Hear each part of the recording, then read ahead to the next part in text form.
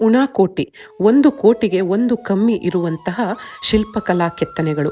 ಕಾಡಿನ ಬೆಟ್ಟಗಳ ಮೇಲೆ ಹಲವಾರು ಬಗೆಯ ದೇವಾನುದೇವತೆಗಳ ಶಿಲ್ಪಕಲೆಗಳನ್ನು ನಾವಿಲ್ಲಿ ಕಾಣಬಹುದು. ಶಿವನ ಮೇಲೆ ಗಂಗೆ ಹರಿದಂತೆ ನೀರು ಕೂಡ ಸದಾ ಹರಿತಾ ಇರುತ್ತೆ. ಮೆಟ್ಟಿಲುಗಳನ್ನು ಇಳಿದು ಹತ್ತಿ ಹೋದರೆ ಅಲ್ಲೂ ಕೂಡ ಹಲವಾರು ಶಿಲ್ಪಕಲಾ ಸಂಗ್ರಹಗಳನ್ನು ಕೂಡ ನಾವು ಕಾಣಬಹುದು.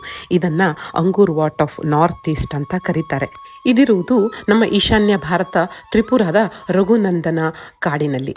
ಈಶ್ವರ ಕೈಲಾಸ ಪರ್ವತಕ್ಕೆ ಹೋಗುವ ಹಾದಿಯಲ್ಲಿ ಒಂದು ದಿನ ಈ ಒಂದು ಜಾಗದಲ್ಲಿ ತನ್ನ ಗಣಗಳು ದೇವತೆಗಳೊಂದಿಗೆ ತಂಗಿರ್ತಾನಂತೆ. ಸೂರ್ಯೋದಯಕ್ಕೆ ಮುಂಚೆ ನಾವಿಲ್ಲಿಂದ ಹೋಗಬೇಕು ಅಂತ ಹೇಳಿರ್ತಾನೆ. ಶಿವ ಸೂರ್ಯೋದಯಕ್ಕೆ ಮುಂಚೆ ಹೇಳ್ತಾನೆ, ಆದರೆ ದೇವತೆಗಳಿಗೆ ಯಾರಿಗೂ ಎಚ್ಚರನೇ ಇರೋದಿಲ್ಲ. ನೀವೆಲ್ಲ ಕಲ್ಲಾಗಿ ಇಲ್ಲೇ ಇರಿ ಅಂತ ಹೇಳಿಬಿಟ್ಟು, ನಾನು ಹಿಂದಿನ ವಿಡಿಯೋದಲ್ಲಿ ಚಬಿಮುರಾದಲ್ಲಿರುವ ಒಂದು ಗುಹೆ ತೋರಿಸಿದ್ನಲ್ವಾ, ಆ ಗುಹೆಯ ಮೂಲಕ ಕೈಲಾಸ ಪರ್ವತಕ್ಕೆ ಹೋಗ್ಬಿಡ್ತಾನೆ. ಇನ್ನೊಂದು ಕಥೆಯ ಪ್ರಕಾರ ಪಾರ್ವತಿಯ ಭಕ್ತನೊಬ್ಬ ಒಂದು ಕೋಟಿಗೆ ಒಂದು ಕಮ್ಮಿ ಇರುವಂತೆ ಕೈಲಾಸ ವಾಸಿಗಳನ್ನ ರಾತ್ರಿ ಮುಗಿದು ಬೆಳಗಾಗುವುದರೊಳಗೆ ಕೆತ್ತಿದ ಅಂತ ಹೇಳಲಾಗುತ್ತೆ. ಶಿವನೊಂದಿಗೆ ಗಣೇಶ, ಸುಬ್ರಹ್ಮಣ್ಯ, ಬ್ರಹ್ಮ, ವಿಷ್ಣು, ಮಹೇಶ್ವರರ ಮೂರ್ತಿಗಳು ಕೂಡ ತುಂಬಾ ಸುಂದರವಾಗಿದೆ.